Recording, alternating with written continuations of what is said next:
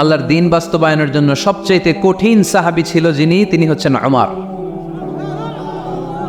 মুনাফিকরা ওমরে ফারুককে দেখে ভয় পেত, খোদ শয়তান ইবলিস ওমরে ফারুককে দেখে ভয় পেত। আলহামদুলিল্লাহ পড়বেন না? বিষ্ণু ইসলাম বলতেন, ওমর তুমি যদি এই রাস্তা দিয়ে হাঁটো আর শয়তান তোমারে দেখে, তাহলে শয়তান এই রাস্তা রেখে দিয়ে অন্য রাস্তা দিয়ে হাঁটে। লা নবিয়্যা বা'দি ওয়ালা রাসূলা।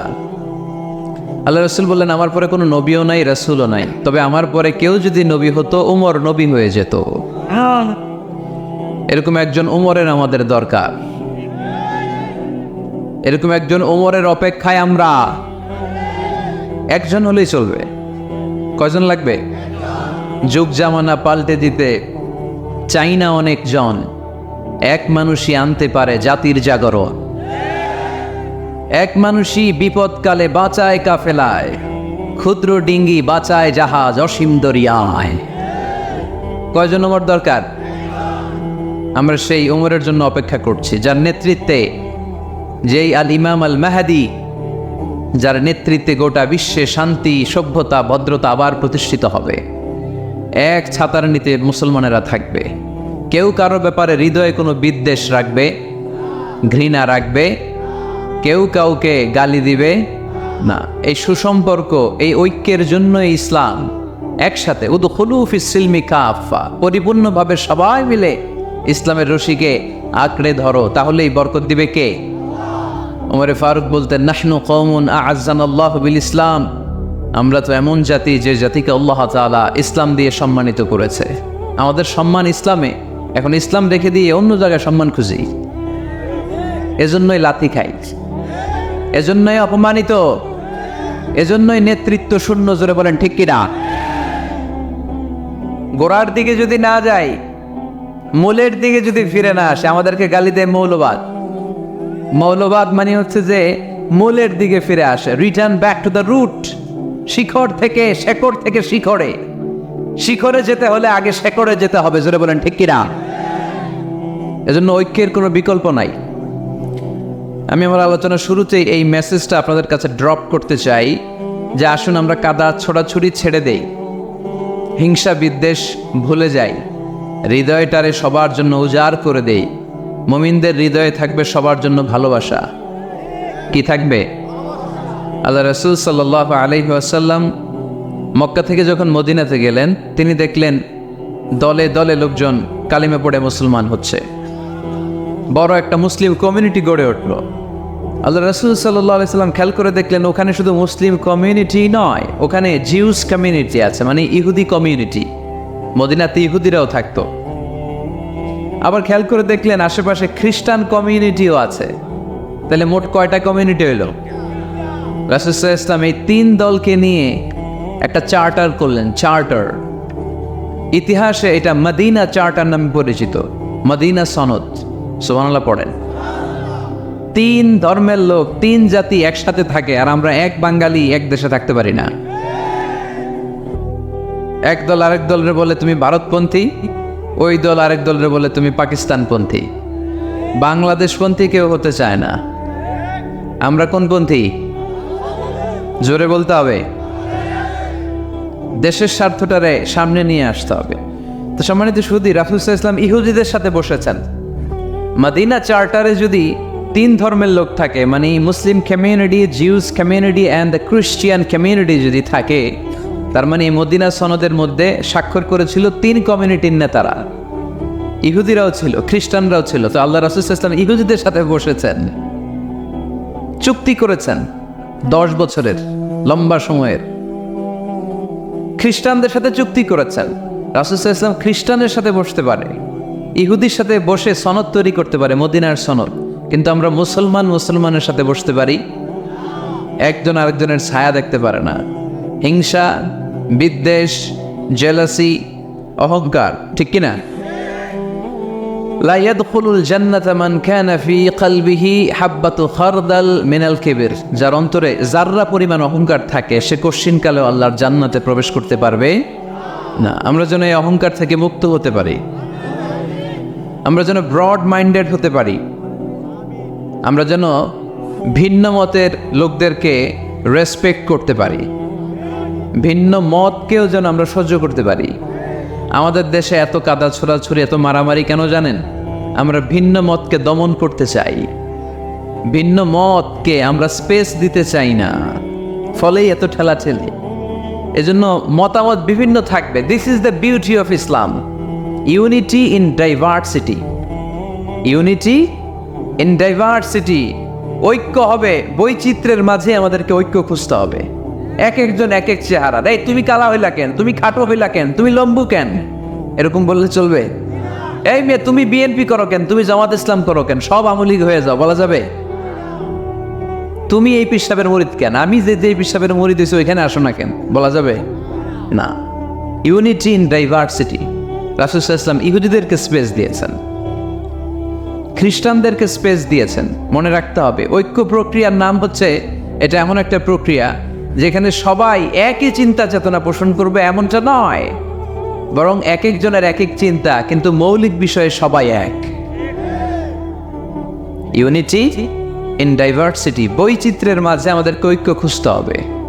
প্রিয় ভাইরা, কথা বুঝতে পেরেছেন? আপনারা কি ঐক্যের পক্ষে না বিপক্ষে?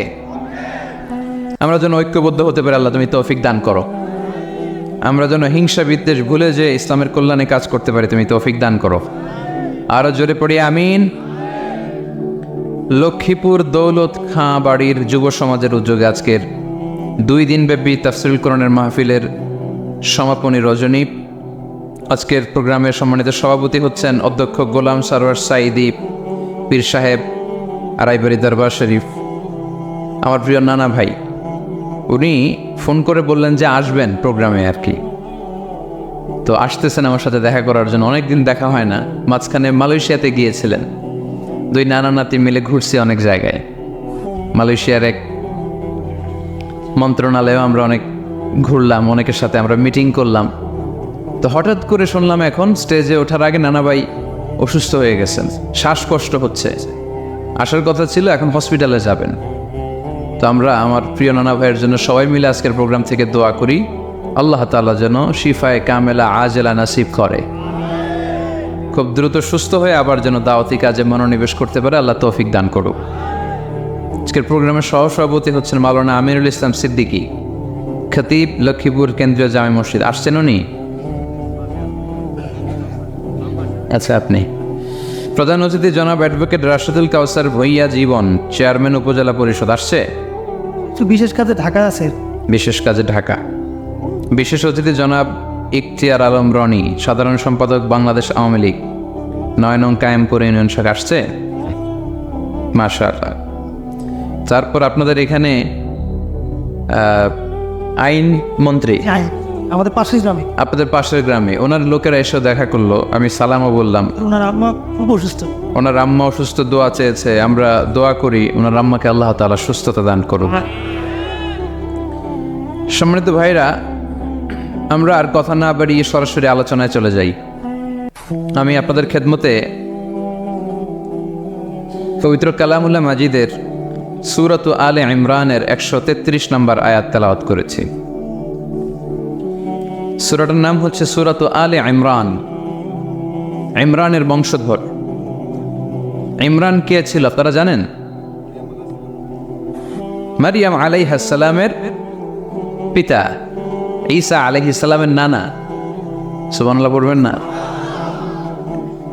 ওনাদের ফ্যামিলিটা আল্লাহ তাআলার কাছে এতটাই পছন্দনীয় ছিল যে এই ফ্যামিলির নামে আল্লাহ কোরআনে একটা সূরাই দিয়ে দিলেন,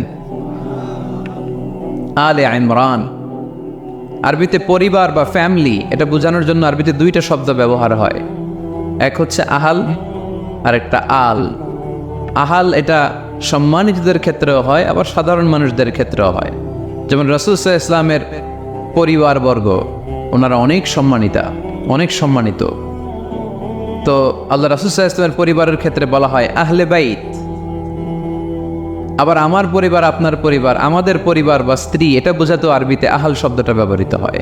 কিন্তু আল শব্দটা সাধারণ কোনো ফ্যামিলির ক্ষেত্রে আল্লাহ ব্যবহার করেন নাই। ভালো হোক বা খারাপ হোক, সম্ভ্রান্ত হওয়া লাগবে, ডিগনিফাইড অ্যান্ড প্রেস্টিজিয়াস ফ্যামিলির হওয়া লাগবে। ডিগনিফাইড ফ্যামিলির যদি হয়,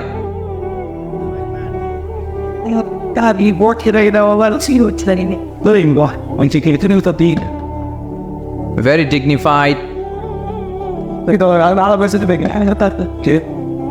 and prestigious family যদি হয় হয়েছে এই তো ঠিক হয়ে গেছে বসো বসো বসে যাও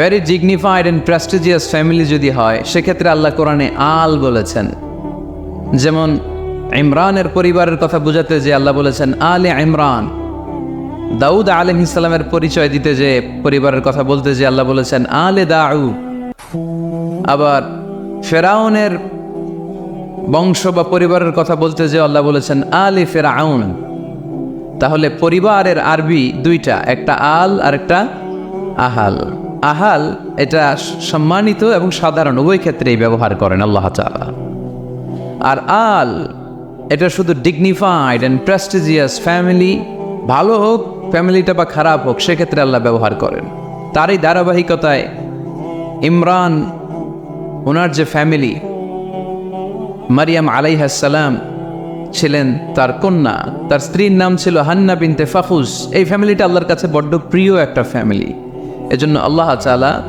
এই ফ্যামিলির নামে কোরআনে একটা সূরা দিয়েছেন কোরআনের চ্যাপ্টারাইজেশনগুলো অনেক সুন্দর আমি প্রায় বলে থাকি মানুষের নামে সূরা প্রাণীর নামে সূরা বংশের নামে একটা সূরা আছে সূরাতু কুরাইশ আছে না এর একটা বংশের নামে তাই না প্রাণীর নামে আছে বড় প্রাণী ছোট প্রাণী স্থলের সবচেয়ে বড় প্রাণী হাতি আছে না সূরা সূরা ফিল আবার স্থলের সবচেয়ে ছোট প্রাণী পিঁপড়া আছে না আন্নাম সূরাতু আন্নামাল তারপর মৌমাছির নামে আছে সূরাতু আন্নাহাল মধু খান তো আপনারা মধু খাঁটি মধু পাওয়া যায় এলাকায় খুব পাওয়ারফুল খাবার কিন্তু সাইবেরিয়ান এলাকায় ওরা মদ খায় জিজ্ঞেস করলাম কেন কয় খুব ঠান্ডা আমি বললাম মধু খাইও আরো বেশি গরম হবা মদ খেলেও শরীর গরম হয় কিন্তু মধু খেলে তার চেয়ে বেশি গরম হয় রাসূল সাল্লাল্লাহু আলাইহি ওয়াসাল্লাম মধু খেতেন কিছু কিছু হাদিয়া আল্লাহ রাসূল সাল্লাল্লাহু আলাইহি ওয়াসাল্লাম ফিরিয়ে দিতেন না এর মধ্যে একটা হচ্ছে মধু মধু দিলে বলতেন না যে না নিব না আতর ফিরিয়ে দিতেন না বালিশ বালিশ খুব পছন্দ করতেন আল্লাহ রাসূল ঠেকনা দিয়ে বসতে পছন্দ করতেন সুবহানাল্লাহ পড়ে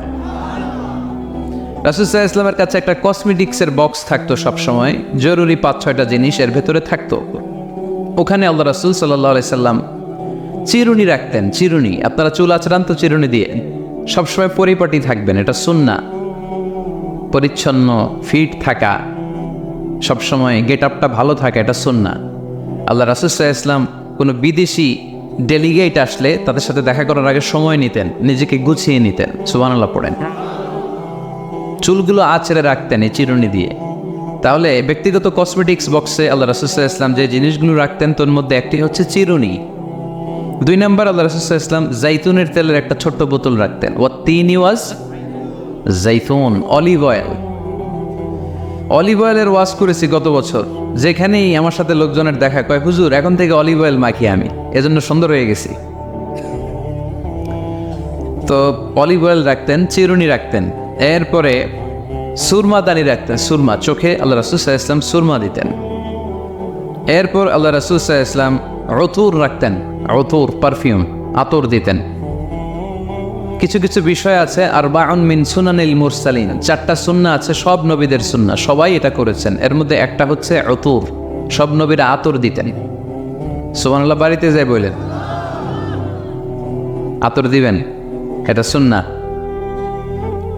আপনার ইমপ্রেশনটাকে আরো সুন্দর করবে ফার্স্ট ইমপ্রেশন লাস্টস লং প্রথম দেখায় যারা ভাল লাগে এটা সবসময় ভাল লাগে ঠিক কিনা প্রথমেই যদি কারোর সাথে কথা বলতে যাওয়ার পরে দেখা যায় আপনারা দেখতে খারাপ লাগে গায়ে দুর্গন্ধ আসবে আর আপনার কাছে আসবে না এরপর আসিওয়াক ওই কসমেটিক্স বক্সে আল্লাহ রাসূল সাল্লাল্লাহু আলাইহি ওয়াসাল্লাম মেসওয়াক রাখতেন কি রাখতেন এটাও সব নবীদের সুন্নাত তো আমরা যেন পরিপাটি থাকি সবসময় যেন পরিপাটি থাকি তো মৌমাছির নামে সূরা দিলেন এরকম এক ভাই বলল যে মাকড়সার নামে হ্যাঁ আল আনকাবুত নামে সূরা দিয়েছে এভাবে আল্লাহ তাআলা পরিবারের নামে সূরা দিয়েছেন ওই সূরাটার নাম আলে ইমরান কি নাম সূরাটার নাম হচ্ছে আলে ইমরান সূরাটার নাম কি আলে ইমরান। এখানে আল্লাহ তাআলা 133 নম্বর আয়াতে আমাদের অ্যাপ্রোচিং ঠিক করে দিয়েছেন। ডানে যাব না বায়ে যাব? কই যাবেন? ডানে যাবেন। ডানে আছে ক্ষমা আর আছে জান্নাত। ডানে আছে কি আর আছে? সবাই বলেন, ডানে আছে কি আর আছে? ডান দিকে গেলে আল্লাহর ক্ষমা পাওয়া যাবে আর জান্নাত পাওয়া যাবে। এই দুইটাই তো দরকার, বেশি কিছু লাগে নাকি? আর বাম দিকে গেলে আল্লাহর ক্রোধ, রাগ আর জাহান্নাম। বাম দিকে গেলে আল্লাহর ক্রোধ বা রাগ আর জাহান্নাম। ডানে গেলে কি? প্রথমে ক্ষমা আর জান্নাত। এই দুইটা শব্দ একটু মুখস্থ রাখতে হবে আজকে। ক্ষমা আর, দুইটা জিনিস পাওয়া যায় ডানে গেলে। 1 নাম্বার, 2 নাম্বার।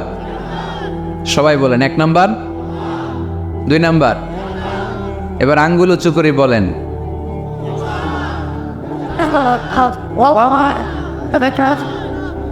মাশাআল্লাহ। তাহলে ডানে গেলে পাওয়া যায় ক্ষমা আর জান্নাত, বায়ে গেলে পাওয়া যায় আল্লাহর ক্রোধ বা রাগ আর জাহান্নাম। নাও দ্য ডিসিশন ইজ ইয়ার্স। সিদ্ধান্ত আপনাদের। Wire to go, wire two approach and wire two proceed, wire to move on. কোন দিকে যাবেন? এই কয়েকজনের সিদ্ধান্ত ডানে, বাকিদের? আপনাদেরও ডানে। যারা দাঁড়ায় আছেন তাহলে আওয়াজ করে বলতে হবে, ছুটবো কোথায়, ডানে না বায়ে? আল্লাহ এটাই বলেছেন, ওয়াসারিউ ইলা মাগফিরাতিন মির রাব্বিকুম ওয়া জান্নাতিন আরদুহাস সামাওয়াতু ওয়াল আরদ। ছোট, সারিউ মানে ছোট। যারা আলেম আছেন তারা জানেন সারিউ মানে কি? ছোট। ধাবিত হও ইলা মাগফিরাতিন মির রাব্বিকুম, তোমার রবের পক্ষ থেকে ক্ষমার দিকে, ওয়া জান্নাতিন আর এমন জান্নাতের দিকে, আরদুহাস সামাওয়াতু ওয়াল আরদ, যে জান্নাতের বিস্তৃতি হচ্ছে আকাশ জমিন বিস্তৃত। পড়েন সুবহানাল্লাহ। তাহলে আল্লাহ ডান দিকে ছুটতে বললেন, ক্ষমার দিকে ছোট, জান্নাতের দিকে ছোট। ক্ষমা লাভের প্রতিযোগিতা করো, জান্নাত লাভের প্রতিযোগিতা করো। কিন্তু আমরা কি ক্ষমা আর জান্নাত লাভের প্রতিযোগিতা করি? আমরা কি ভালো কাজের প্রতিযোগিতা করি? আল্লাহ বললেন ফাস্তাবিকুল খায়রাত, ভালো কাজের জন্য প্রতিযোগিতা করো। আমরাও প্রতিযোগিতা করি খারাপ কাজের, তাই না? দুনিয়া কামানোর প্রতিযোগিতা করি আমরা। কি করে বেশি অর্থ উপার্জন করে যায়, হালাল পন্থায় হোক বা হারাম পন্থায় হোক, টাকা কামানোর প্রতিযোগিতা আছে না নাই? ক্ষমতার দাপট দেখিয়ে লড়াইয়ে টিকে থাকার প্রতিযোগিতা করি আমরা। জোরে কোন ঠিক কিনা? আমরা প্রাসাদ বানানোর প্রতিযোগিতা করি,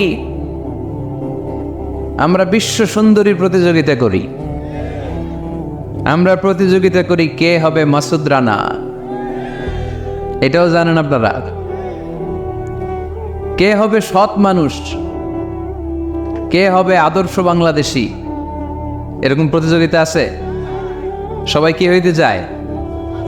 মাসুদ রানা। বিশ্ব সুন্দরীর প্রতিযোগিতা, মাসুদ রানার প্রতিযোগিতা, টাকা কামানোর প্রতিযোগিতা, ক্ষমতার লড়াইয়ে টিকে থাকার প্রতিযোগিতা। কিন্তু আল্লাহ বললেন নো, ফাস্তাবিকুল খায়রাত, ভালো কাজের প্রতিযোগিতা করো। আল্লাহ বোঝাতে চাইলেন দুনিয়ার ক্ষণস্থায়ী প্রতিযোগিতায় নেমে সময় নষ্ট করো না, ভালো কাজের প্রতিযোগিতা করো। আর ক্ষমার জান্নাত লাভের জন্য ছোট। এটা এমন জান্নাত যেই জান্নাতটা আকাশ জমিন বিস্তৃত। সুবহানাল্লাহ বলে, ওয়াসারিউ ইলা মাগফিরাতিন মির রাব্বিকুম ওয়া জান্নাতিন আরদুহাস সামাওয়াতু ওয়াল আরদ উইদ্দাত লিল মুত্তাকিন। সুবহানাল্লাহ পড়েন। ও আমার গোলামেরা, আমার বান্দারা, ছোট, দৌড়াও, জান্নাতের দিকে দৌড়াও, ক্ষমার দিকে দৌড়াও। ক্ষমা অর্জনের জন্য প্রতিযোগিতা করো, জান্নাত লাভের প্রতিযোগিতা করো। এমন জান্নাত আরদুহাস সামাওয়াতু ওয়াল আরদ, যেই জান্নাত আকাশ জমিন পর্যন্ত বিস্তৃত। বিশাল জান্নাত। জান্নাতে কি ধাক্কাধাক্কি আছে? ঠেলাঠেলি, জায়গা নিয়ে মারামারি? আমাদের বাংলাদেশে জায়গা নিয়ে মারামারি আছে না নাই? কোর্ট পর্যন্ত গড়ায়, তাই না? সামান্য 1 বিঘা জায়গার জন্য কোথায় চলে যায়? কোর্টে। কোর্ট পর্যন্ত গড়ায়। কিন্তু জান্নাতে এই জায়গা নিয়ে ধাক্কাধাক্কি হবে? বিশাল জান্নাত, বিশাল জান্নাত। সর্বশেষ যেই লোকটা 1000 বছর জাহান্নামে পড়ার পরে জান্নাতে ঢুকবে, ওই লোকের জান্নাতের যে সাইজ হবে এটা এই দুনিয়ার সাইজের 10 গুণ বড় হবে। আগের কালে আমাদের যে দরজাগুলো ছিল গ্রাম বাংলায়, দরজাগুলোর 2টা কপাট ছিল, জানেন? 2টা কপাট একসাথে আইনের উপরে তালা লাগাইতো। এখনই না 1 কপাটের দরজা শার্ট করে খুলে যায়, এখনো আছে। তো আল্লাহ রাসূল সাল্লাল্লাহু আলাইহি ওয়াসাল্লাম বললেন, জান্নাতের যে দরজার 2টা কপাট, এই 2টা কপাটের একটা কপাট কত বড় শোনো। ইন্না আল মিসরাআইন মিন মাসারি'আল জান্নাহ মা বাইনা মাক্কাহ ওয়া হাজার। জান্নাতের 2 দরজার 2 কপাটের একটার সাইজ হচ্ছে সৌদির মক্কা শহর থেকে বাহরাইনের হাজার শহর যত দূর, জান্নাতের একটা কপাটের দূরত্ব তত দূর। এর মানে হচ্ছে সৌদির মক্কা শহর থেকে বাহরাইন যত দূর, ওই হিসাবে কয়েকশো কোটি লোক, কয়েকশো একসাথে জান্নাতে ঢুকবে। এক ধাক্কায় কয়েকশো কোটি কিংবা কয়েক হাজার কোটি ঢুকে যাবে। তাহলে ওই জান্নাতে কোনো ধাক্কাধাক্কি, ঠেলাঠেলি, কিলাকিলি, সুবহানাল্লাহ পড়েন। ওয়াসারিউ ইলা মাগফিরাতিন মির রাব্বিকুম ওয়া জান্নাতিন আরদুহাস সামাওয়াতু ওয়াল আরদ উইদ্দাত লিল মুত্তাকিন। আল্লাহ বললেন ক্ষমার দিকে ছোট, আর এমন জান্নাতের দিকে ছোট যেই জান্নাতটা আকাশ জমিন বিস্তৃত। উইদ্দাত লিল মুত্তাকিন, মুত্তাকিনদের জন্য এই জান্নাতকে তৈরি করে রেখেছে কে? তার মানে জান্নাত একটা সাম্প্রদায়িক জায়গা। জান্নাত একটা কি জায়গা? যেখানে মুত্তাকিরা ছাড়া কেউ ঢুকতে পারবে নাকি সবাই ঢুকতে পারবে? সবাই ঢুকতে পারবে না, ওখানে শুধু মুত্তাকিনরা ঢুকতে পারবে। উইদ্দাত লিল মুত্তাকিন, এটা মুত্তাকিনদের জন্য আল্লাহ তাআলা তৈরি করে রেখেছে। হাদিসে কুদসিতে আল্লাহ তাআলা বলেছেন, এই উইদ্দাতের এই শব্দের ব্যবহারই করেছেন আ'দাতু লিইবাদিয়াস সালিহিন, আমি আমার নেককার বান্দাদের জন্য এমন জান্নাত বানিয়েছি মা লা আইনুন রাআত, পৃথিবীর কোনো চোখ ওই জান্নাতের সৌন্দর্য দেখে নাই। ওয়ালা উযুনুন সামিআত, পৃথিবীর কোনো কান জান্নাতের কোনো সুন্দর শব্দের আওয়াজ শোনে নাই। ওয়ালা খাতারা আলা কলবি বাশার, মানুষ কল্পনাও করতে পারবে না যে জান্নাত কত সুন্দর। সুবহানাল্লাহ, আসতে পড়েন। আল্লাহ বললেন উইদ্দাত লিল মুত্তাকিন, আমি আমার মুত্তাকিন বান্দাদের জন্য তৈরি করেছি। মুত্তাকিরা ছাড়া কেউ জান্নাতে প্রবেশ করতে পারবে নাকি? পারবেন। এখন মুত্তাকি কারা, তাদের বর্ণনা আল্লাহ সামনে দিবেন, শুনবেন আপনারা। আচ্ছা, এটা হচ্ছে কোরআনের একটা বর্ণনা ভঙ্গি। কোরআনের মধ্যে অনেক বেশি কোহেরেন্স আছে, সিকুয়েন্সটা অনেক সুন্দর। যখনই আল্লাহ বলবেন কাফিরিন, কাফের কারা, তার বর্ণনা দিবেন। এরপর যখন আল্লাহ বলবেন মুনাফিকিন, মুনাফিকিন কারা, আল্লাহ বর্ণনা দিবেন। এরপর যখনই আল্লাহ বলেছেন মুত্তাকিন, মুত্তাকিন কারা, তারপরে তার বর্ণনা দিবে। সুবহানাল্লাহ পড়েন। যেমন আল্লাহ সূরা বাকারার শুরুতেই মুত্তাকিদের বর্ণনা দিয়েছেন। আল্লাহ দ্ব্যর্থহীন কণ্ঠে ঘোষণা করে বলেছেন যালিকাল কিতাবু লা রাইবা ফীহি হুদাল লিল মুত্তাকিন, এই কিতাবটা এমন কিতাব যেই কিতাবে কোনো সন্দেহ নাই, আর এটা হুদাল্লিল, সবাই বলেন হুদাল্লিল, এটা মুত্তাকিদের জন্য পথ প্রদর্শনকারী। যে কাউকে এই কিতাব পথ দেখায় না। ওয়ালা ইয়াজিদিল যালিমিনা ইল্লা খাসারা, জালেমদেরকে এই কিতাব পথ দেখায় না, তাদের ক্ষতির মাত্রাটাই বাড়ায়। মুত্তাকিদের পথ দেখায়, জালেমদের ক্ষতির মাত্রা বাড়ায়। দোষ কি কোরআনের? কোরআনের না। যেমন দুধ, এটা সবার উপকারে আসে না, কিন্তু দোষটা কি দুধের? দুধ হচ্ছে সুষম খাবার, এটার মধ্যে খাদ্য উপাদানের যে 6টা পোর্শন সবটাই আছে, কিন্তু সবাই হজম করতে পারে না। পেট যদি খারাপ হয় দুধ খাওয়া যাবে? তাহলে দোষ কি দুধের না যার পেট খারাপ তার? সুবহানাল্লাহ পড়েন। কোরআনের কোনো দোষ নাই, এটা হুদাল্লিল মুত্তাকিন, এটা মুত্তাকিদের জন্য পথ প্রদর্শনকারী। মুত্তাকি কারা? আল্লাযীনা ইউমিনুনা বিল গায়ব ওয়া ইউকিমুনাস সালাতা ওয়া মিম্মা রাযাকনাহুম ইউনফিকুন। আল্লাহ ওইখানে বর্ণনা দিলেন একভাবে। এই জায়গায় আল্লাহ তাআলা মুত্তাকিদের বর্ণনা দিলেন আরেকভাবে। সুবহানাল্লাহ পড়েন। আল্লাহ বললেন উইদ্দাত লিল মুত্তাকিন, এই ক্ষমা, এই জান্নাত যেই কাউকেই দেয়া হবে না, যারা মুত্তাকিন তাদেরকেই দেয়া হবে। সুবহানাল্লাহ। তাহলে আজকে আমরা মুত্তাকি হয়ে ফিরে যেতে চাই। 3 জন চাই শুধু, এখন 15-20 জন হয়েছে। সবাই যান। এলাকার লোকদের একটু গলায় সাউন্ড কম এমনি আগে থেকেই, তাই না? কিছু এলাকা আছে, আমরা তো সারা দেশ চড়ে বেড়াই। We move from the one corner of the country to the another corner. আজকে আছি সকালে এখানে, এরপরে চলে গেছি কক্সবাজার, এরপর আবার খুলনা। তো আমরা জানি কাদের গলায় জোর বেশি। ফেনীতে, নোয়াখালীতে বক্তার কথা গাওয়া লাগে না, কথা কয় শ্রোতারা। আমরা ক বললে টাইনা নিয়ে ওটার কলিকাতা বানাইয়া স্লোগান। কলিকাতা খই নাই আমি, শুধু ক বলছি। কি বলছি? ওটার টাইনা কি বানাইছে? কলিকাতা। তো শ্রোতাদের একটা বড় রোল আছে। They have huge role in this তাফসীর প্রোগ্রাম। আপনাদের একটা ভালো রোল প্লে করতে হবে। আপনারাই পারেন আমাদের থেকে আলোচনা বের করে নিয়ে আসতে। আপনারা যদি জেমাইতে থাকেন আর আমি যদি গুতায় আওয়াজ বের করতে না পারি, আমার ভেতর থেকে কথা বেরোবে না। আর আপনারা যদি প্রাণবন্ত থাকেন, সজীব থাকেন শেষ পর্যন্ত, তাহলে কোরআনের সুন্দর সুন্দর কথাগুলো আল্লাহ আমার মুখ দিয়ে বের করায় দিবে। আমরা আজকে কি হয়ে ফিরে যেতে চাই? নাকি মাসুদ রানা? কি হইতে চাই? তাহলে রিয়েলিটি শো একটা এরকম হওয়া দরকার। কে হবে? মুত্তাকি। কিন্তু রিয়েলিটি শো এর নাম কে হবে? মাসুদ রানা। আমরা মাসুদ রানা হতে চাই না, আমরা মুত্তাকি হতে চাই। ইনশাআল্লাহ পড়েন। আল্লাহ এখানে মুত্তাকিনদের 5টা গুণের কথা বলেছেন। কয়টা? একটু মিলায়ে দেখবো আজকে আমরা যে এই 5টা গুণ আমাদের মধ্যে আছে কিনা। যদি থাকে, ওয়েল এন্ড গুড, আলহামদুলিল্লাহ।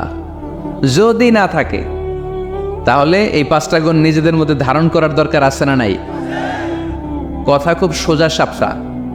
যদি এগুলো নিয়ে যেতে পারেন, দেন আওয়ার ওয়াজ ইজ সাকসেসফুল। তা না হইলে কোনো লাভ নাই। কোনো লাভ আছে? এত ক্যামেরা, এত লাইটিং ফাইটিং করে কি লাভ? এই যে ছুটে আসছেন শীতের রাত, আমি তো এত জেলায় ঘুরলাম, এরকম শীত পাই নাই। আপনাদের লক্ষ্মীপুরে যেই শীত, মাশাআল্লাহ। আমি গাড়ি থেকে বেরোই কাঁপতে শুরু করছি, খুব ঠান্ডা লাগতেছিল আমার কাছে। তো এই যে শীতের রাতে মাফলার টাফলার পেঁচায় অনেক রাত পর্যন্ত আপনার দাঁড়ায় দাঁড়ায় শুনবেন, হিসাব খুব সোজা সাপটা। মুত্তাকি হয়ে ফিরে যেতে চাই, জীবন পাল্টাতে চাই, সময় নষ্ট করতে আসি নাই। সময়ের অনেক দাম, সময়ের দাম দিতে শিখেন। সময়গুলো অনেক দামি। সো আজকের আলোচনা থেকে আমরা কিছু নিয়ে যাব, শিখে যাব। আর কি হয়ে ফিরে যাব? বৈশিষ্ট্য কয়টা? তাহলে একটু চেক করবো যে আছে কিনা আমাদের মধ্যে এই গুণগুলা। থাকলে ভালো, অনেকের হয়তো আছে। যদি না থাকে, এগুলো আমাদের ধারণ করতে হবে। কথা কি ক্লিয়ার না? আলহামদুলিল্লাহ। মুত্তাকির প্রথম বৈশিষ্ট্য, আল্লাযীনা ইউনফিকুনা ফিস সাররাই ওয়াদ দাররা। মুত্তাকিনরা সুখে দুঃখে সব সময় দান করে, সচ্ছল অসচ্ছল উভয় অবস্থায় দান করে। সচ্ছল অবস্থায় তারা বেশি দান করে, কিন্তু অসচ্ছল অবস্থায়ও করে। বেশি হয়তো করে না, কিন্তু কম করে করে, কিন্তু দান করে। এজন্য আল্লাহ বলেন, আল্লাযীনা ينفقون في السراء والضراء والكاظمين الغيظ والعافين عن الناس والله يحب المحسنين। সুবহান আল্লাহ। আমার মুত্তাকি বান্দাদের প্রথম বৈশিষ্ট্য, ইউনফিকুনা ফিস সাররাই ওয়াদ দাররা। সুখে দুঃখে, সচ্ছল কিংবা অসচ্ছল যে অবস্থায় থাকুক না কেন, তারা আমার রাস্তায় দান করে। দান করলে খুশি হয়ে যায় কে? সাদাকা করলে আপনারে পছন্দ করবে কে? জাকাত দিলে পছন্দ করে কে? দে জাকাত দে জাকাত তোরা দে রে জাকাত, দে জাকাত দে জাকাত তোরা দে রে জাকাত, তোর দিল খুলবে পরে আগে খুলুক হাত, দে জাকাত তোরা দে রে জাকাত। পড়েন আমিন। দিল পরে খুলবে, আগে হাত খুলতে হবে। উপরের হাত নিচের হাতের চাইতে সেরা। যে ব্যক্তি নেয় তারে আল্লাহ পছন্দ করে না, যে ব্যক্তি দেয় তারে ভালোবাসে কে? আল্লাযীনা ইউনফিকুনা ফিস সাররাই ওয়াদ দাররা। আমার মুত্তাকি বান্দারা সুখে দুঃখে সচ্ছল অসচ্ছল উভয় অবস্থায় আমার রাস্তায় দান করে। তার মানে মুত্তাকি যদি নিজেকে মুত্তাকি হিসেবে এস্টাবলিশ করতে চান, দান করার ধারাবাহিকতাটা অব্যাহত রাখতে হবে, থামানো যাবে না। একটা সময় ভালো যাচ্ছে আমার, বেশি করে দিচ্ছি, আবার সময় খারাপ যাচ্ছে, কম করে দিব, কিন্তু দিব। দেওয়ার ধারাবাহিকতা থামানো যাবে? কেউ এসে আপনার কাছে চাচ্ছে, এই যে আপনি দিতে পারতেছেন, এই তৌফিকটা দিল কে? প্রাইভেট কারে চড়ে চড়ে আপনি ঘুরে বেড়ান। জ্যামে গাড়ি আটকালে গ্লাসে এসে নক করে। পথবঞ্চিত শিশুরা খেতে পায় না, বৃষ্টিতে ভিজে, ভাঙা একটা থালা নিয়ে স্যার 2টা টাকা দেন। অনেকে ধমক দিয়ে তাড়িয়ে দেয়। এই যে আপনি ধমক দিছেন, ওরে প্রাইভেট কারে বসাইতে পারে কে? আপনার হাতে ভাঙ্গা থালা দিয়ে রাজপথে নামায় দিতে পারে কে? এজন্য আল্লাহ বললেন, আমি দেয়ার মালিক, তুমি দাও, তুমি দিলে তোমার হাত আমি ভরে দেব। আল্লাহু আকবার। মদিনার জমিনে সবচাইতে গরিব সাহাবীর নাম ছিল সৈয়দনা বেলাল আল হাবাসী রাদিয়াল্লাহু তাআলা আনহু। বিশ্বনবীর খাস মুয়াজ্জিন। ইথিওপিয়া থেকে ইসলামের সুশীতল ছোঁয়ায় এসে মদিনায় বিশ্বনবীর হাতে হাত রেখে কালিমা পড়ে মুসলমান হয়েছে। দেখতে ছিল কুচকুচে কালো, কিন্তু হৃদয়টা ছিল সাদা। মদিনার সবচাইতে গরিব সাহাবী। লজ্জাস্থান ঢাকার মতো একটা লুঙ্গি ছিল, এছাড়া আর কিছু ছিল না। শুধু আমাদের লজ্জাস্থান ঢাকার মতো একটা লুঙ্গি আছে, আর কিছু নাই। এরকম কে কে আছেন? হাত তোলেন। কেউ নাই। তার মানে আল্লাহ আমাদের অনেক দিয়েছে, ঠিক কিনা? মদিনার সবচেয়ে গরিব সাহাবীর নাম বেলাল রাদিয়াল্লাহু তাআলা আনহু। লজ্জাস্থানটা ঢাকার কাপড় ছাড়া তার কিছু ছিল না। ওই বেলাল রাদিয়াল্লাহু তাআলা আনহুকে ডেকে বিশ্বনবী বললেন, আনফিক ইয়া বেলাল, ও বেলাল তুমিও আল্লাহর রাস্তায় দান করো। আনফিক ইয়া বেলাল লা তাখশা মিন যিল আরশি ইকলালা। ও বেলাল, আল্লাহর ধনভাণ্ডারে কমতি নাই, তুমি দান করো, তোমারও বাড়ায়া দিবে কে? যে বেলাল রাদিয়াল্লাহু তাআলা আনহু লুঙ্গিটা পরা ছাড়া আর কোনো সম্পদই ছিল না, এই লুঙ্গিটা সম্পদ, আর কিচ্ছু নেই। ওই বেলালকে বিষ্ণু বলেছেন, দান করো বেলাল, কিপটামি করো না।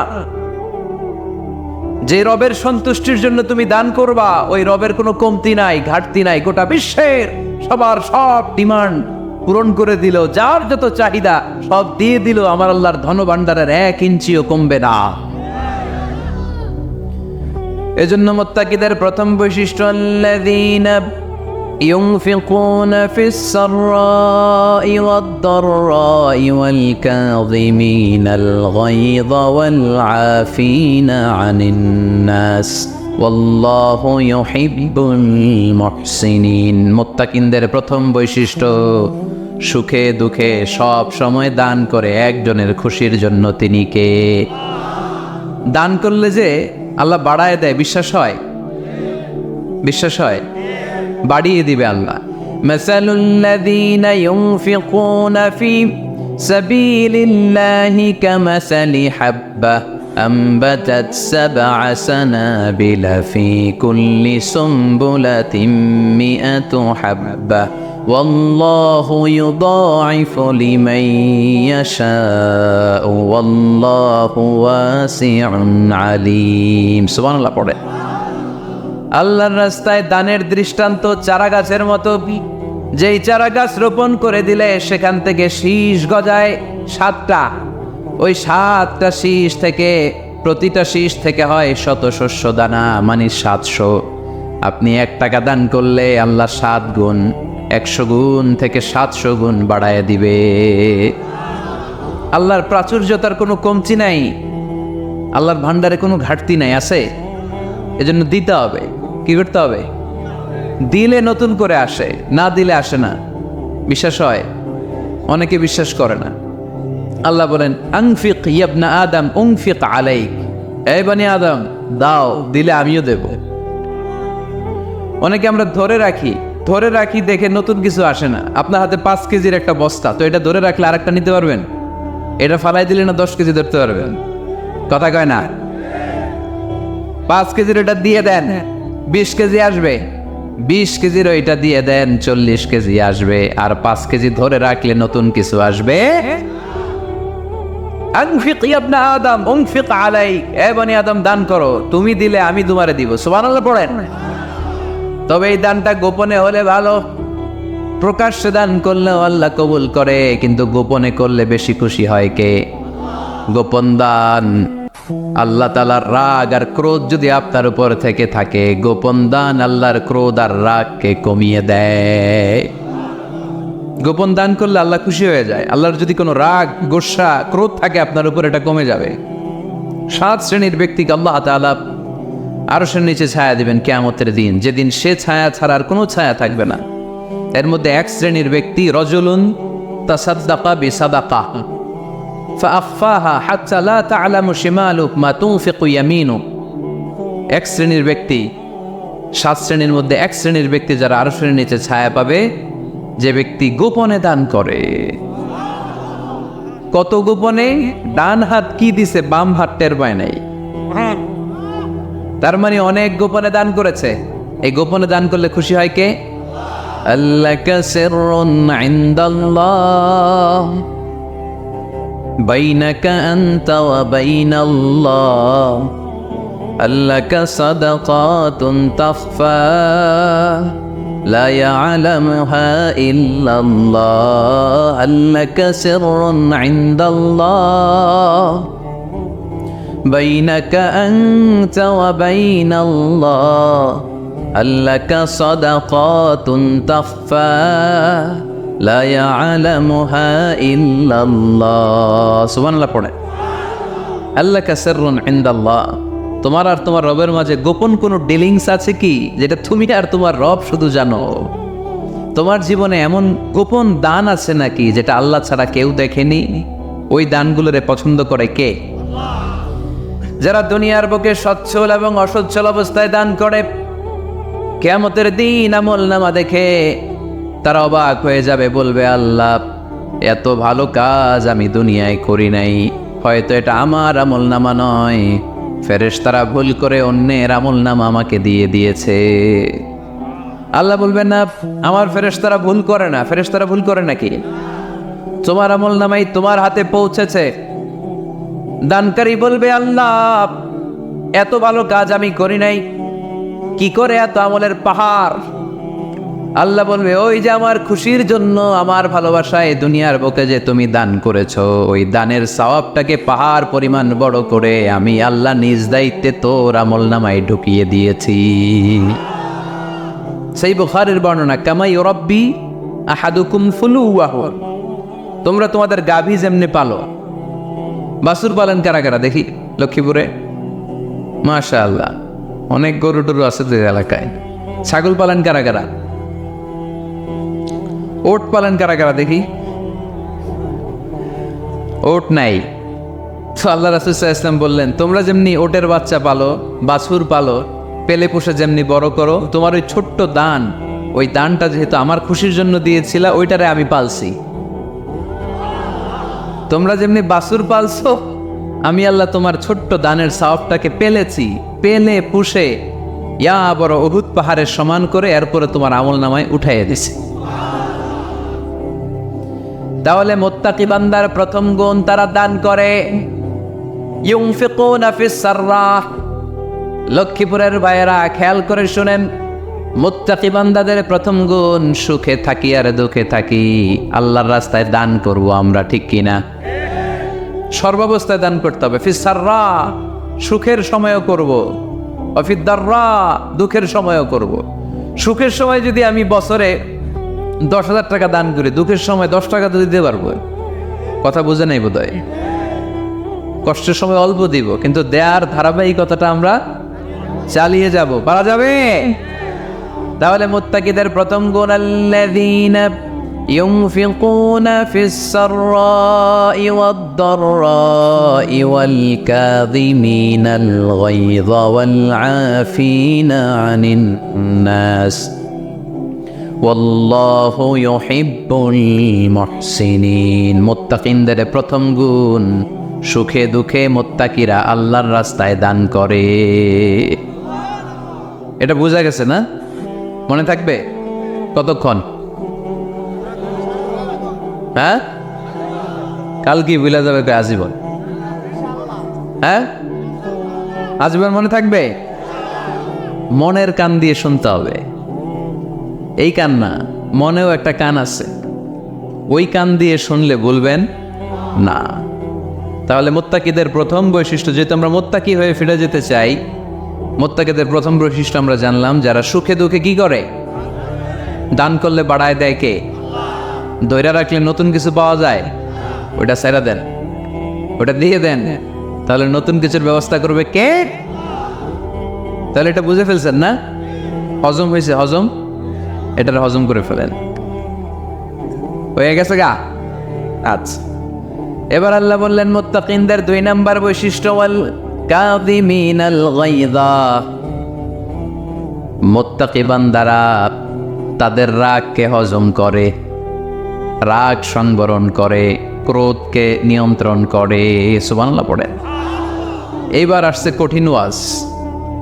এবার একজনকে, হুজুর এটাই তো পারি না, এটাই তো পারি না, এটা পারতে হবে আপনাকে মুত্তাকি হতে চাইলে। ওয়াল কাযিমিনাল গায়য, মুত্তাকিনরা নিজেদের রাগকে সংবরণ করে, রাগ হজম করে, রাগের সময় নিজের উপর নিয়ন্ত্রণ রাখে। আমাদের অনেকের অনেক রাগ, এত রাগ, রাগের সময় হিতাহিত জ্ঞান থাকে না, এরকম আছে না নাই? রাগ কিন্তু অনেক ভয়ঙ্কর, জানেন? রাগ বেশি কার কার? লক্ষ্মীপুরের দেখি তো, খাইছে আছে তো দেখি, 3-4 জনের রাগ আছে না?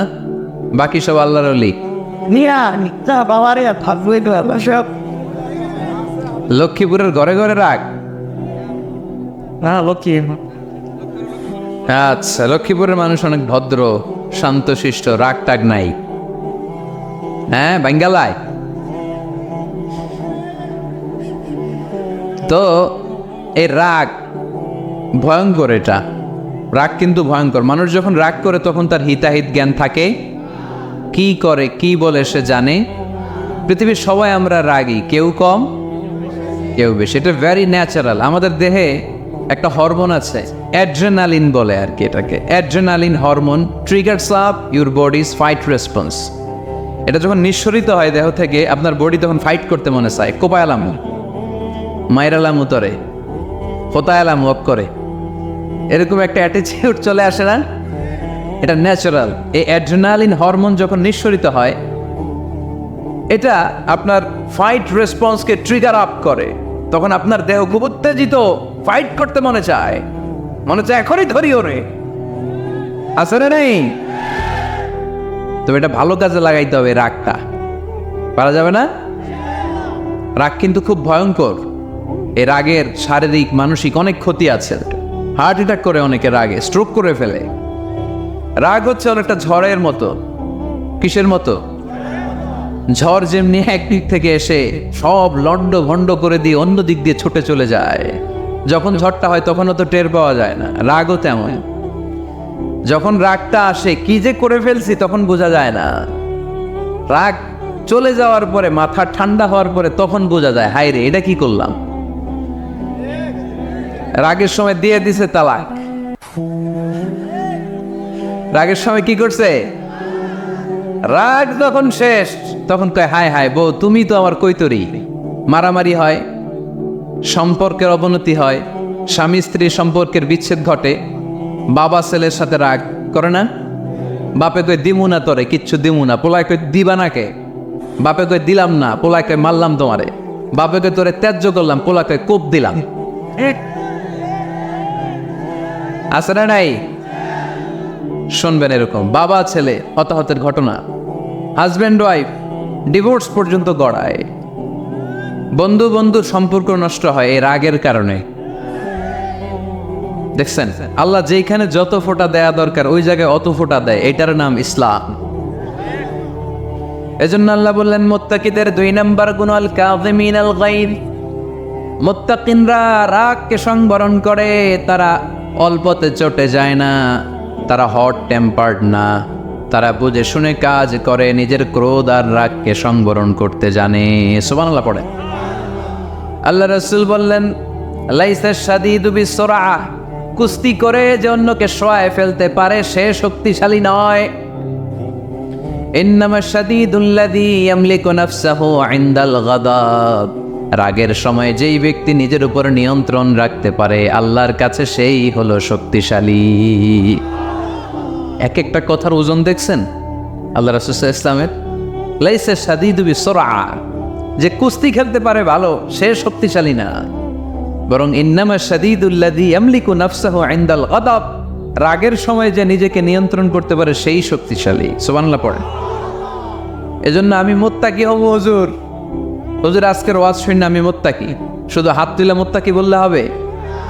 রাগ নিয়ন্ত্রণের, রাগ কন্ট্রোল করার অভ্যেস নিজের মধ্যে জাগ্রত করতে হবে, ঠিক কিনা?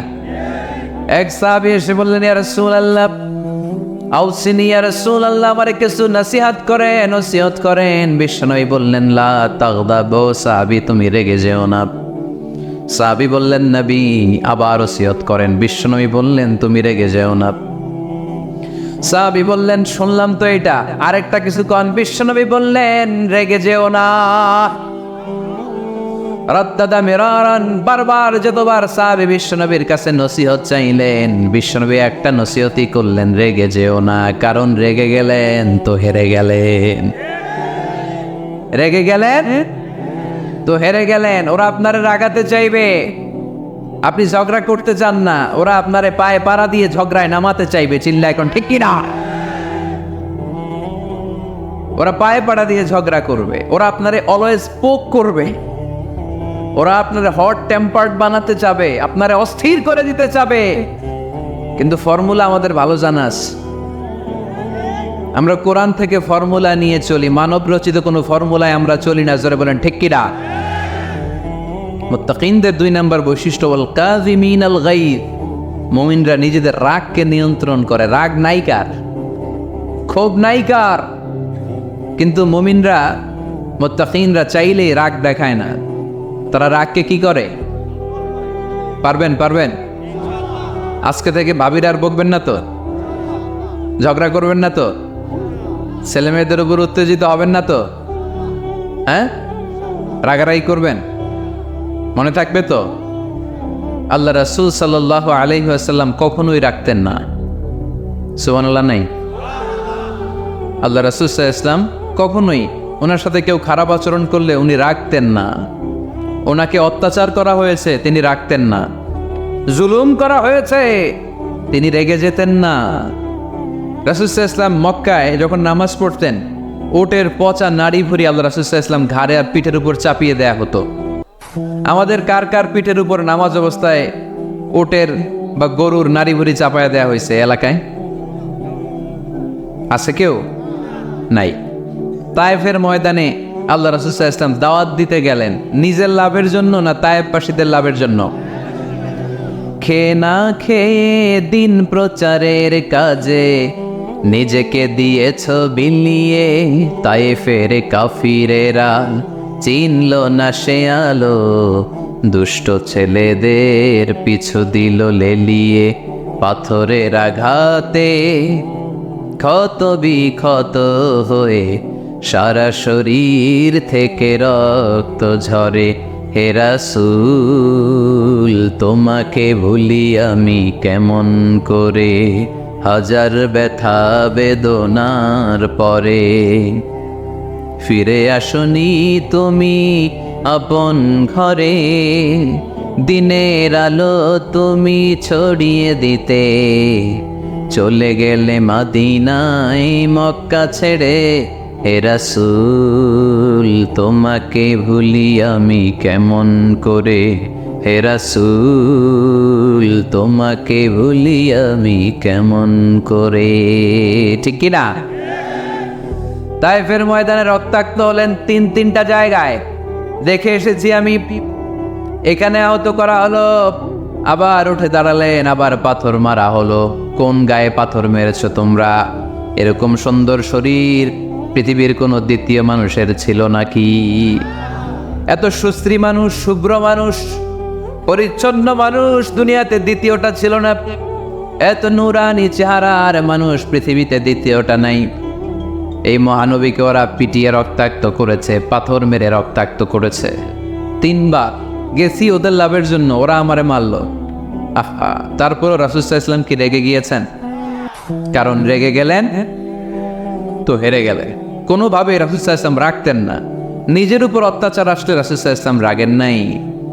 আনাস রাদিয়াল্লাহু তাআলা আনহু আল্লাহ রাসূলের খাদেম ছিল। উনি বললেন, কুনতু আমশি মা রাসূলিল্লাহ, আমি একবার রাসূল সাল্লাল্লাহু আলাইহি ওয়াসাল্লামের সাথে কোথাও যাচ্ছিলাম। ওয়া আলাইহি বুরদুন নাজরানি, তখন রাসূল সাল্লাল্লাহু আলাইহি ওয়াসাল্লামের গায়ে ছিল নাজরান থেকে আনা একটা চাদর। আপনারা চাদর পরেন না শীতকালে? রাসূল সাল্লাল্লাহু আলাইহি ওয়াসাল্লাম চাদর পরতেন। রাসূল সাল্লাল্লাহু আলাইহি ওয়াসাল্লাম নাজরান দেশ থেকে আনা একটা চাদর পরেছেন, গলিজুল হাশিয়া, যেই চাদরের এই কর্নারের ডিজাইনটা ছিল খসখসে। কি ছিল? হঠাৎ এক বেদুইন এসে রাসূল সাল্লাল্লাহু আলাইহি ওয়াসাল্লামের চাদর ধরে টান দিল। টান দেওয়ার সাথে সাথে রাসূল সাল্লাল্লাহু আলাইহি ওয়াসাল্লামের ঘাড়ের এই চামড়া ছিঁড়ে গেল। এই খসখসে যেহেতু ডিজাইন চাদরের, ওই খসখসে ডিজাইন ঘাড় আর কাদের এখানে যখন টান খেলো, ওই খসখসে ডিজাইনের দাগ বসে গেল, রাসূলের চামড়া ছিঁড়ে গেল ঘাড়ের। সে টান দিয়ে বলে, ইয়া মুহাম্মদ মুরলি মিন মালিল্লাহ, আসছে ভিক্ষা করতে। মূলত ভিক্ষা চাওয়ার ডিজাইন দেখছেন? যার কাছে ভিক্ষা চাবে চাদর ধরে টান। এসে বলে, বেদুইন তো, এদের মধ্যে সভ্যতা ছিল না। ইয়া মুহাম্মদ, ও মুহাম্মদ মুরলি মিন মালিল্লাহ, ও মুহাম্মদ আমার খাওয়ার মতো টাকা নাই, তুমি আদেশ করো বাইতুল মাল থেকে যেন আমারে কিছু টাকা দেয়। আসছে ভিক্ষা করতে। ভিক্ষা করতে আইসা চাদর ধরে দিছে টান, ঘাড়ের চামড়া ছিঁড়ে গেছে। রাসূল সাল্লাল্লাহু আলাইহি ওয়াসাল্লাম ব্যথা পেয়েছেন। ফালতাফাতা ইলাইহি রাসূলুল্লাহ, আল্লাহ রাসূল সাল্লাল্লাহু আলাইহি ওয়াসাল্লাম তার দিকে তাকালেন, তাকিয়ে ফাদহিক, একটা মুচকি হাসি দিলেন। আমি রাস্তা দিয়ে চাদর গায়ে দিয়ে হাঁটতেছি, এক ফকির আইসা কয়, ভিক্ষা দেন, টাকা দেন বলে আমার চাদর টান দিছে, আর ওই চাদরে আমার ঘাড়ের চামড়া ছিঁড়ে গেছে। কি করবো আমি? আপনি কি করবেন? হ্যাঁ, কোনি? আচ্ছা, তা আমরা ঠিকই ওরে ধরে মাইর দিতাম, তাই না? আজকে ওর একদিন কে আমার একদিন, বর্তমানে ফেলতাম ওরে পিটায়া রাগের চোটে, ঠিক কিনা? আল্লাহ রাসূল সাল্লাল্লাহু আলাইহি ওয়াসাল্লাম try to think about it, try to ponder on the story. এই moral of the story কি? রাসূল সাল্লাল্লাহু আলাইহি ওয়াসাল্লামের প্রফেটিক স্টোরি থেকে আপনাকে ভাবতে হবে। ভিক্ষা করতে এসে চাদর ধরে টান দিয়ে ঘাড়ের চামড়া ছিঁড়ে ফেলেছে। রাসূল তাকিয়ে মুচকি হাসি দিলেন। মুচকি হাসি দিয়ে বললেন, যাও বাইতুল মাল থেকে কিছু সম্পদ ধরে দিয়ে দাও। কি নবী ছিলেন! তার মানে ওনার গায়ে যত আঘাতই আসতো কখনো উনি রাখতেন, তবে মাঝে মাঝে রাখতেন। যদি আল্লাহর বিধান লঙ্ঘিত হতো তখন বিশ্বনবী রেগে যেতেন। আল্লাহর জমিনে আল্লাহর বিধান লঙ্ঘিত হলে এই লোকটা রেগে যেতেন, প্রিয় নবী, তখন সহ্য করতেন না। এক সাহাবী এসে বললেন, ইয়া রাসূলুল্লাহ, এমন ইমাম পাঠিয়েছেন আমাদের এলাকায়, বড় বড় সূরা দিয়ে নামাজ পড়ায়, এত বড় সূরা দিয়ে পড়ে, তার পিছনে দাঁড়িয়ে থাকার ক্ষমতা আমার নাই। এই কথা শুনে বিশ্বনবী রেগে গেলেন, কারণ ইসলামের বিধান এখানে লঙ্ঘিত হচ্ছে, ঠিক কিনা? এত রাগলেন, চেহারা আগুনের গোলার মতো লাল হয়ে গেল। ওই সাহাবীকে ডেকে পাঠিয়ে ধমকালেন, খবরদার, তোমরা মানুষকে দিন থেকে ভাগিও না, সহজ করে ইসলামকে উপস্থাপন করো। জামাতের ইমামতির চান্স পেলে লম্বা কেরাত পড়ো না, একটা মিডিয়াম স্ট্যান্ডার্ড রেখে কেরাত পড়বা, কারণ তোমার পেছনে অসুস্থ লোক থাকতে পারে, মুসল্লি, মুসাফির থাকতে পারে, তাই না? আবার মদিনাতে বনু মাখজুমিয়া গোত্রের এক নারী চুরিতে ধরা পড়ল। কিসে? চুরির বিধান কি? السارق والسارقة فاقطعوا أيديهما جزاء بما كسبا نكالا من الله ওয়াল্লাহু আজিজুন হাকীম। চোর বা চুন্নি দামি কোনো জিনিস যদি চুরি করে নেয় তাহলে তার হাত কেটে দাও। If anyone steal something precious from the society, the government should cut down his right hand. Government কাটবে, আপনি কেটেন না। আবার মুরগি একটা চুরি করছে দইরা রামদা দিয়ে এক কোপ, এরকম করা যাবে না, ওটা গভর্নমেন্ট করবে। তো রাসূল সাল্লাল্লাহু আলাইহি ওয়াসাল্লাম ছিলেন চিফ অফ দ্য গভর্নমেন্ট, রাসূল সাল্লাল্লাহু আলাইহি ওয়াসাল্লাম ডান হাত কেটে দিবে। কিন্তু যেই মেয়েটা চুরি করছে এলাকার খুব সম্ভ্রান্ত বংশের মেয়ে, অনেক সময় হয় না এমপির মেয়ে, চেয়ারম্যানের মেয়ে, বড় বিজনেস ম্যাগনেটের মেয়ে, ছেলে অন্যায় করে ফেলছে একটা, আছে না নাই? এখন সাহাবীরা দেখলেন মদিনায় যদি বিশ্বনবী এই চুরির বিচার কার্যকর করে মেয়েটার হাত কেটে দেয়, এই মেয়েটার সম্ভ্রান্ত বংশের লোকেরা বিশ্বনবীর উপর চড়াও হবে, নতুন করে দাঙ্গা বাঁধবে, সবাই যে বিশ্বনবীর কাছে বলবে, কিন্তু কেউ সাহস পায় না। ওসামা বিন যায়েদ বিশ্বনবীর ভালোবাসা বড়ই পছন্দ করতেন বিশ্বনবী। সাইয়েদনা ওসামা বিন যায়েদ রাদিয়াল্লাহু তাআলা আনহুকে সবাই বললেন, ওসামা তুমি যাও, তোমারে বিশ্বনবী বড্ড ভালোবাসে, তুমি বললে তোমার কথা নবী ফিরাবে না। সাইয়েদনা ওসামা যে বললেন, ইয়া রাসূলুল্লাহ, সবাই মিলে আমারে পাঠিয়েছে যেন আমি সুপারিশ করি, যদিও বনু মাখজুমিয়া গোত্রের মেয়েটা চুরিতে ধরা পড়েছে, মেয়েটা আসলেই চোর, চুরি করেছে, কিন্তু বড় একটা বিষয়কে খেয়াল করে নবী সবার সুপারিশের কারণে এই মেয়েটার হাত আপনি কেটে দিয়েন না। এই কথা বলার সাথে সাথে বিশ্বনবীর চেহারাটা আগুনের গোলার মতো লাল হয়ে গেল, ক্ষেপে গেলেন বিশ্বনবী, রেগে গেলেন, আর বললেন, এত বড় সাহস কোত্থেকে পেলে ওসামা? এটা তো আল্লাহর আইন, চোর চুরি করলে হাত কাটো কার আইন? বাংলাদেশে যদি এই আইন চালু হয়, চোর খুঁজে পাওয়া যাবে? দেশের টাকা যারা চুরি করে এদেরকে পাওয়া যাবে? পেঁয়াজের দাম যারা বাড়ায় এদের খুঁজে পাওয়া যাবে? মজুদদারদেরকে আর খুঁজে পাওয়া যাবে না, সব চোর মানুষ হয়ে যাবে, ঠিক কিনা? একটা বিচার যদি করে, সরাসরি সম্প্রচার সব টিভিতে,